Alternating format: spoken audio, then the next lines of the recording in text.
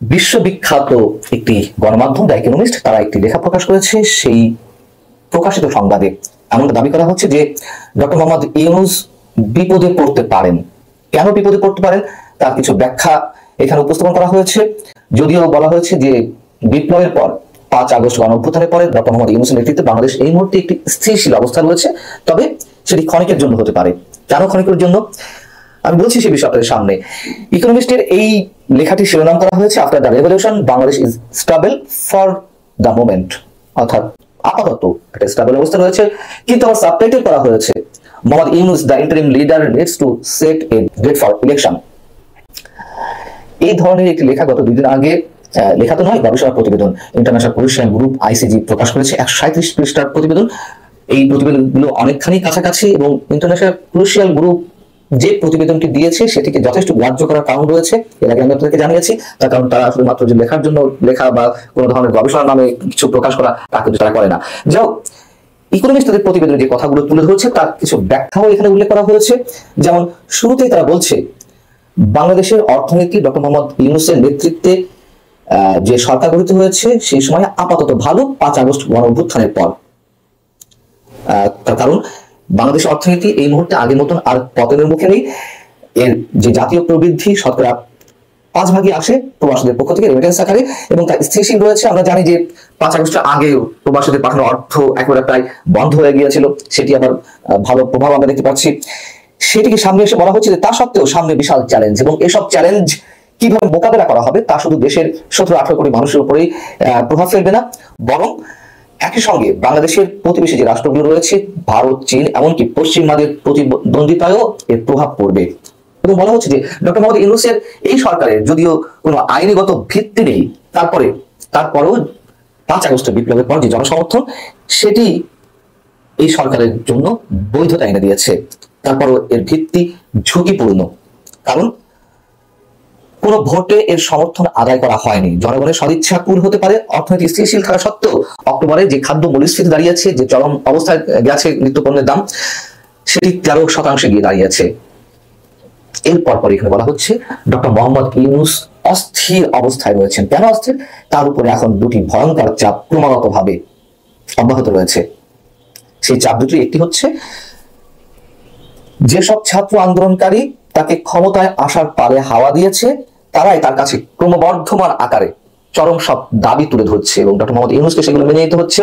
এর মধ্যে কথিত স্বৈরাচার শেখ হাসিনার দল আওয়ামী লীগকে নিষিদ্ধ করার দাবি আছে এবং মানবতার বিরুদ্ধে যেসব অপরাধ শেখ হাসিনা সরকার করেছে তার বিচার করার জন্য ভারতের কাছে শেখ হাসিনাকে ফেরত চাইতে হচ্ছে, কিন্তু সেটি জোরালো কোনো পদক্ষেপ দেখা যাচ্ছে না।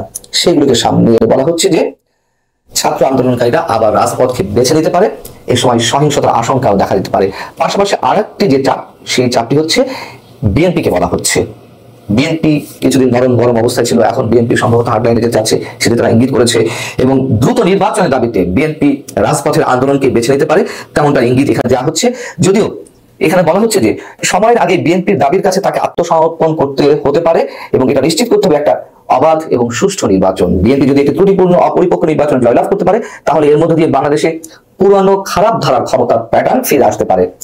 অথবা আমাদের সামনে পরীক্ষিত, আওয়ামী লীগ পরীক্ষিত, বিএনপি পরীক্ষিত, যদিও বিএনপি তার রাজনীতির আমূল সংস্কার করার চেষ্টা করছে বা গণমানুষের সামনে নানান ধরনের প্রতিশ্রুতি দিচ্ছে, কিন্তু সেই প্রতিশ্রুতিগুলো তারা ক্ষমতায় এলে কতটা বাস্তবায়ন করবে সেই প্রশ্ন তো রয়েই যায়, সেটি এখানে ইঙ্গিত করা হচ্ছে।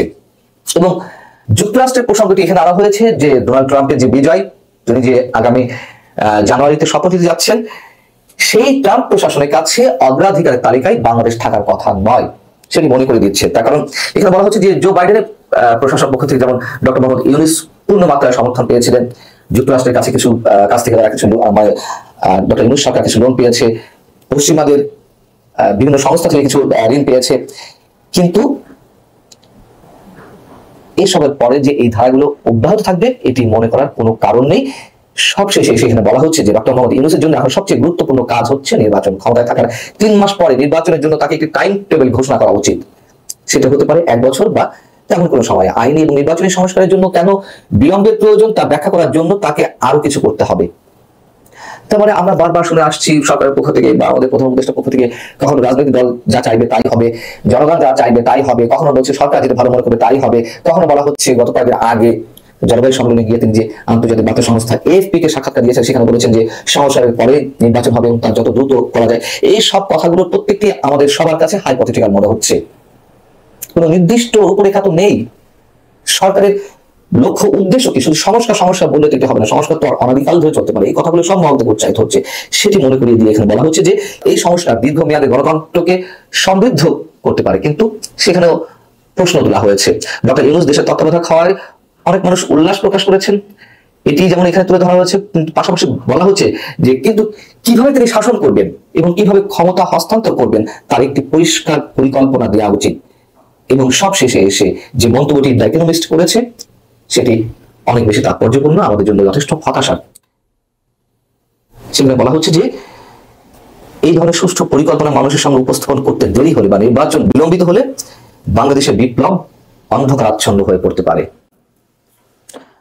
বিপ্লব শব্দের সঙ্গে অনেকেই দ্বিমত পোষণ করেন, আমি নিজেও দ্বিমত পোষণ করি। অবশ্যই একটা বড় পরিবর্তন হয়েছে, অবশ্যই এটি গণঅভ্যুত্থান ছিল, অবশ্যই একটা ফ্যাসিবাদী শাসনের পতন ঘটেছে। যে যেভাবেই আমরা দেখি না কেন একটা বড় কিছু অর্জন হয়েছে নিঃসন্দেহে। আমাদের নানা ধরনের ষড়যন্ত্র অনেকে খুঁজতে পারে পেছনে, যত কথাই হোক শেখ হাসিনার পতনটি অনিবার্য ছিল, তো সেই যে আমাদের পরম পাওয়ার সেটি বিফলে যেতে পারে। এবং যে কথাগুলো আমরা অনেক আগে থেকে বলে আসছি, বর্তমান সরকার ব্যর্থ হলে পুরো বাংলাদেশকে অনেক বড় ধরনের খেসারত দিতে হবে। তবে সেই ব্যর্থতার জন্য মানুষ কতটুকু দায়ী, রাজনৈতিক দলগুলো দায়ী কতটা, অথবা সরকার নিজেই বা কতটুকু দায়ী, সেগুলো কিন্তু এখন আলোচনা আসছে।